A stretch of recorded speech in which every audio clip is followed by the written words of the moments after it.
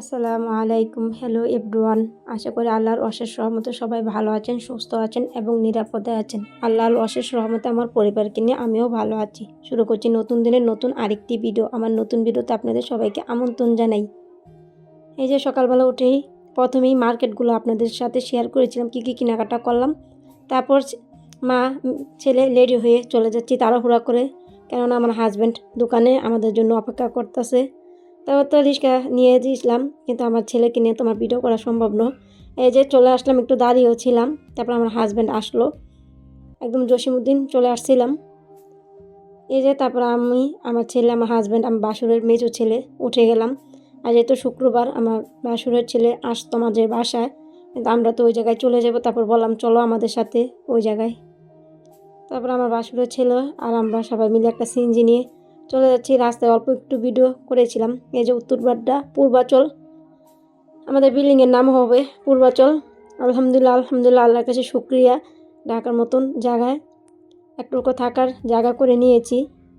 আমার ছোট্ট একটা আশা পূরণ হয়ে গেল আজকে, অথবা স্বপ্ন বলতে পারি। আমার ছোট্ট একটা স্বপ্ন পূরণ হয়ে গেল। আল্লাহর কাছে হাজার হাজার শুক্রিয়া। এই দ্রব্যমূল্যের বাজার বাজারে ঢাকা শহরের মধ্যে একটুকু থাকার জায়গা করে নিতে পেরেছি। তারপর এই জায়গাটা পিছন সাইড ছিল আর দোতলা ছিল, অনেক মানুষ আসছিল। দোতলা না, মেবি তিনতলা ছিল এটা বিল্ডিংয়ের পিছন সাইড। তারপর তিনতলা দেখলাম মানুষজন বেশ একটা নাই। তারপর আমি তিনতলা আপনাদের সাথে পুরোটা এরিয়া একবার ঘুরিয়ে দেখাই দিচ্ছি, আপনাদের সাথে একটু শেয়ার করতেছি ভিডিও নিয়ে। আর আমার ছেলে এখনও ঘুমায় নাই, এই জন্য একটু ভয়েস নয়েজ আসতেছে, প্লিজ আপনি একটু ইগনোর করবেন। আর আমার কথাতে, আমার ভিডিওতে কোনো অংশ যদি ভুল টুটু হয়ে থাকে, প্লিজ আপনারা একটু ক্ষমাসুন্দর দৃষ্টিতে দেখবেন। আর এই যে আমার হাজব্যান্ড, আমার বাসুরের ছেলে ওই পাশে। তারপরে এই দুই পাশে দুইটা লিফট হবে, আর একটা সিঁড়িতে উঠে আসলাম।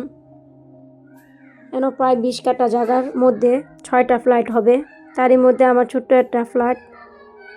আলহামদুলিল্লাহ, তাতেও আমি খুশি। তারপর এটা পাশে রাস্তার সামনে ছিল, সামনের সাইড ছিল। জানি না আল্লাহ ভাগ্যে কী রাখে, সামনের সাইড পাই নাকি পিছনের সাইড পাই। তারপর আল্লাহ ভাগ্যে যেটা রাখবে আলহামদুলিল্লাহ, আল্লাহর কাছে দেখি লটারি ধরবে আজকে। এই জন্য এই জায়গায় সবাই আসা একসাথে। এই যে একটা ফ্লাইটের দেখাচ্ছি, যেমন ওই পাশ থেকে আমি এখানে দাঁড়াইছি, এতটুক একটা ফ্লাইটের প্রায় 1300 স্কোয়ার ফিট, সম্ভবত 1300 অথবা 1400 স্কোয়ার ফিট হবে। তারপর আপনাদের সাথে একটা ধারণা দেওয়ার জন্য আমি এই পুরাটা একটা ফ্লাইটের ভিডিও নিলাম। তারপর আমরা দোতলায় চলে আসছিলাম, দোতলা অনুষ্ঠানটা করা হচ্ছে।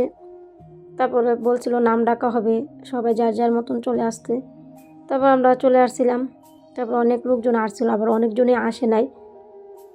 লোকজনকে বলা হয়েছিল 11টার মধ্যে আসতে, কিন্তু অনেকজনই আসে নাই। আমরা কিন্তু চলে আসছিলাম 11টার মধ্যেই। তারপর এখন নাম ডাকা হচ্ছে একে একে। নাম ডাকার পর যার নাম আগে আসে এই অনুযায়ী সিরিয়াল ধরে লটারি ধরা হবে। এই যে এই সময় প্রায় 12টা বেজে গিয়েছিল। তারপরে একে একে নাম ডাকতেছে। তারপর ওই সময় আমি একটু ভিডিও করে নিয়েছিলাম। এই যে নাম ডাকার পরে আবার আজান তো দিয়ে দিয়েছে। তারপর সবাই বললো নামাজ পড়ে যার যার মতন নামাজ পড়তে চলে যাবে। তারপর সবাই নামাজ পড়তে চলে গেলে, কিন্তু আমরা মহিলা অনেকজনই ছিলাম এই জায়গায়। তারপরে যারা দায়িত্বে ছিল তারা বলল আপনাদেরকে খানা দিয়ে দিব। তারপর অনেকজনে বলছে হ্যাঁ আমাদেরকে দিয়ে দেন, আমরা আগে আগে খেয়ে নিই, খেয়ে তারপর আমরা নামাজ পড়তে চলে যাব। তারপরে এই যে আমরা খাওয়া দাওয়া করে নিচ্ছি। এই জায়গায় মহিলাই ছিল, পুরুষগুলো অনেকেই নামাজ পড়তে, সবাই হাতে গোনা কয়েকজন ছিল, সবাই নামাজ পড়তে চলে গিয়েছিল। এই জায়গায় কাচ্চি ছিল, কাচ্চির সাথে কাবাব ছিল, বোরহানি ছিল। এই কাবাব কাচ্চি রান্নাটা অনেক জর্জরা হয়েছে, মজা হয়েছিল আলহামদুলিল্লাহ। আর আমার কাচ্চির সাথে বোরহানি খেতে খুবই ভালো লাগে। তারপর আমি খাওয়ার সাথে সাথে আবার 1 গ্লাস বোরহানিও নিয়েছিলাম। আর আমরা কুমিল্লার মানুষ এই ফ্ল্যাটে 6 থেকে 7 জন ছিলাম। তারপর আমাদের বড় ভাবি ছিল, ওই বড় ভাবি আমাদেরকে সব কিছু বেড়ে বেড়ে খাওয়াচ্ছিল। তারপরে এই যে আমরা যখন নামাজের পর অনেক সময় জিরিয়ে তারপরে সবাই বসেছিলাম যার যার মতন। প্রায় 2 ঘন্টা পর জিরিয়ে তারপর এটা শুরু হয়েছে আবার 3:30টার মধ্যে আবার লটারি এখন দেওয়া হবে।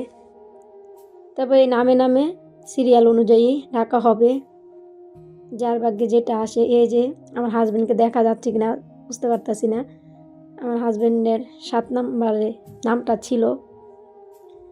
এই যে আলহামদুলিল্লাহ মুহূর্তক্ষণ চলে আসছিল, আমার ছেলে গিয়ে লটারি ধরেছিল। এই যে আমার ছেলেকে দেখলেন, আমার ছেলে ফুল নিয়ে আসলো। আর আমরা ফ্লাইটটা পেয়েছি 9 তলা, পিছনের সাইড পেয়েছিলাম। আলহামদুলিল্লাহ, আল্লাহর কাছে শুকরিয়া। তারপরও ভাগ্যে যেটা ছিল এটাই পেয়েছি। এই যে আমার ছেলে আবার ওই জায়গায় গিয়ে বন্ধু বানিয়ে নিয়েছিল, মানে ফ্রেন্ড। ওই ফ্রেন্ড আর অনেক পছন্দ হয়েছে, ওয়ও অনেক পছন্দ করেছে। দুজন অনেকক্ষণ একসাথে বসেছিল। তারপর এখন মাগরিবের আজান দিয়ে দিয়েছিল, তারপর বের হয়ে যাচ্ছি। এই যে একটা সিনজি নিয়ে বের হয়ে গিয়েছিলাম। আর আজকে আমি সারাদিন মোবাইলে ঢুকতেই পারিনি। তারপর আমার হাজব্যান্ড বলল হাদি ভাই মারা গেছে। তারপর হাদি ভাইকে সিঙ্গাপুর থেকে সন্ধ্যা 6টা বাজে এনেছিল।